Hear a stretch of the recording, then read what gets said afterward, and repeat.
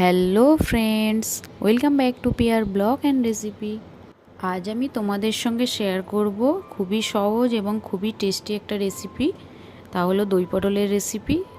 দেখো, দই পটল এমন একটা খাবার যেটা নিরামিষ কিন্তু খেতে খুবই সুস্বাদু। ভাতের সঙ্গে তো চলেই, তার সঙ্গে রুটির সঙ্গেও খেতে খুবই ভালো লাগে। খুব সহজে আমি কিভাবে তৈরি করেছি আজকের এই দই পটলের রেসিপি, সেটাই তোমাদের সঙ্গে শেয়ার করব।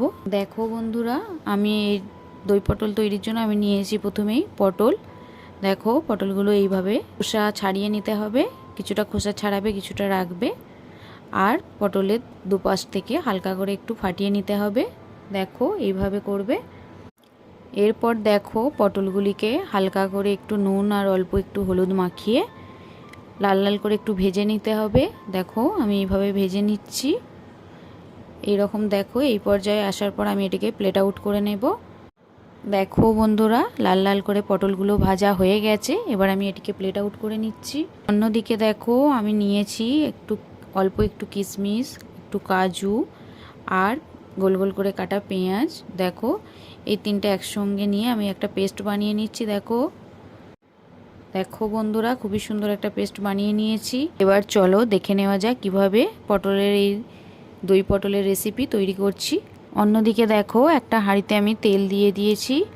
দেখো, তেলটা গরম করলে এর মধ্যে আমি একে একে দিয়ে দেবো তেজপাতা, দিয়ে দিচ্ছি দেখো একটা এলাচ, একটা দারুচিনি আর একটা লবঙ্গ। এগুলো একটু নাড়াচাড়া করে দিয়ে দেবো কুচিয়ে রাখা পেঁয়াজ। দেখো, পেঁয়াজগুলো একটু লাল লাল করে ভেজে নেব। একটু রং আসার পর এর মধ্যে আমি দেখো অ্যাড করে দিচ্ছি আগে থেকে পেস্ট করে রাখা কাজু কিশমিশ পেঁয়াজের যে পেস্ট, সেটা। দেখো, এটা একটু নাড়াচাড়া করে নেব। নাড়াচাড়া করে নেওয়ার পর এর মধ্যে দিয়ে দিচ্ছি দেখো রসুন বাটা, দিয়ে দিচ্ছি অল্প একটু নুন যেটা পরিমাণ মতো, দিয়ে দিচ্ছি ধনে গুঁড়ো।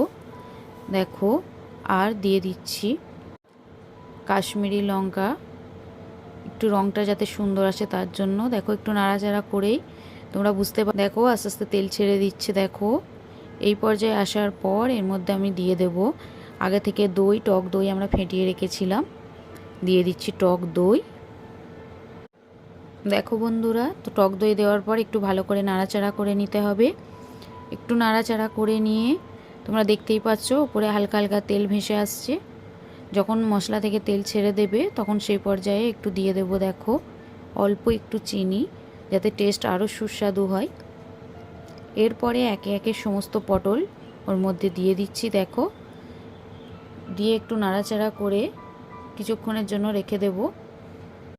অল্প একটু জল দিয়ে ঢেকে রেখে দিলে আস্তে আস্তে দেখো আমার তৈরি হয়ে যাবে দই পটলের এই রেসিপি। তোমরা দেখেই বুঝতে পারছো, খেতেও খুব সুস্বাদু, খুবই সুন্দর হয়েছে। তোমরাও বাড়িতে অবশ্যই ট্রাই করবে।